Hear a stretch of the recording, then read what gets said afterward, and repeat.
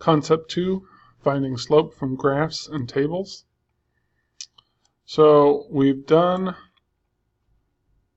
finding a slope when you're given 2 points. Finding a slope from a graph or a table is the same, except you have to go in and pick your points. Okay, you've got to find where your points are going to be. All right. On a graph, that can sometimes be a little challenging because sometimes it's hard to see.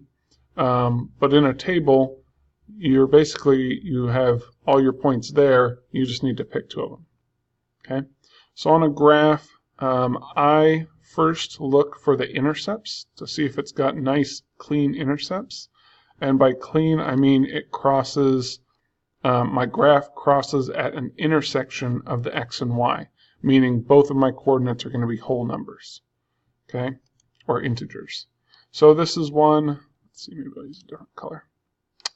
This is one. It looks to me like my green line crosses my y-axis at 1, 2, 3, 4, 5, meaning my point here is going to be 0, 5.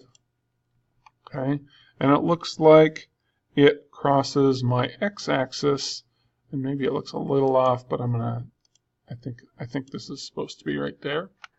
So it crosses my x-axis here at 1, 2, 3, -3. So this one would be a -3, 0. Okay. A couple reasons why you would use intercepts. Part of it is you already have a 0 in each of these. You have 1 0 for a y and 1 0 for an x. So it becomes really easy when you stick them into your slope formula.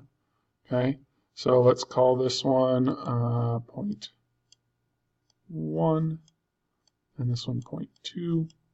Okay.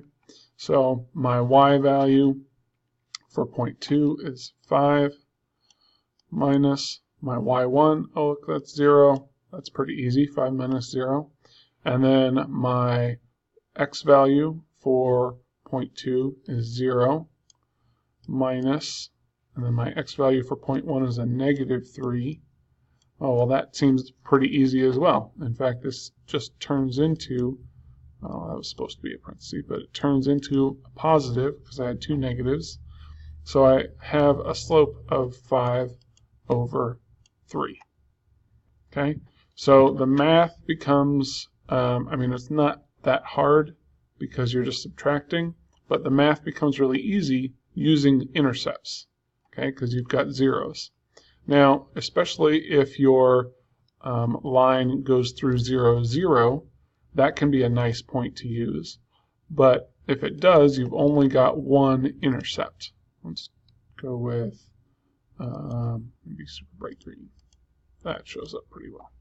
Okay, so I'm going to choose that one, 0, 0. All right, that's going to be an easy one to use.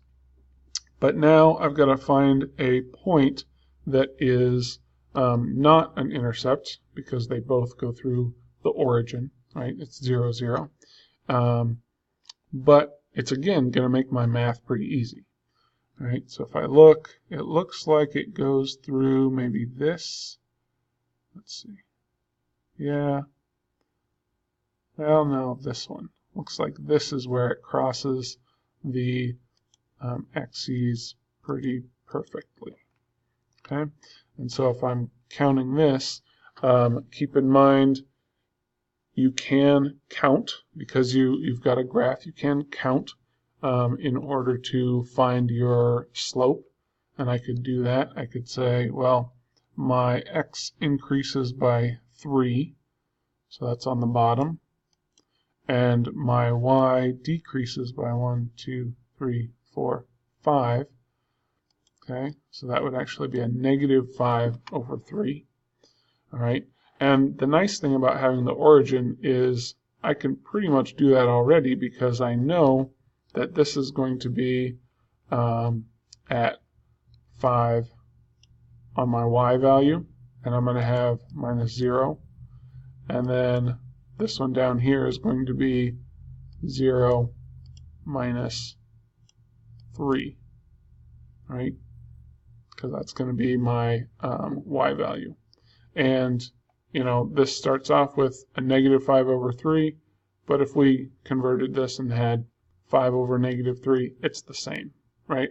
It's a negative 5/3 slope. Okay? Now, when you have a table, you're doing the same thing, but you don't have to look, you don't have to hunt around on your graph. Find your 2 points. This looks like a good point, and sure, we'll just use this one. Okay, label it point 1, point 2, my y value 3 minus 5 over my x value 0.2, 3 minus 2. 3 minus 5 is going to be negative 2. 3 minus 2 is going to be 1. And I have a negative 2 slope. And I'm totally fine seeing it this way. You can convert it to just an integer if you want, or you can leave it as a number over 1. All right? Either one is fine.